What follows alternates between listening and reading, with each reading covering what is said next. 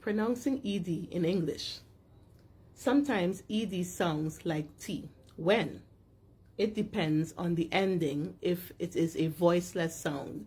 Voiceless meaning there's no vibration. The sounds K, S, P, F, sh, and ch are all voiceless. If you put your fingers by your throat, you do not feel a vibration.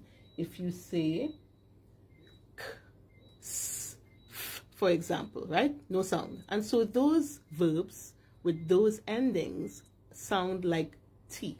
For example, cooked, danced, laughed. Stay tuned for more.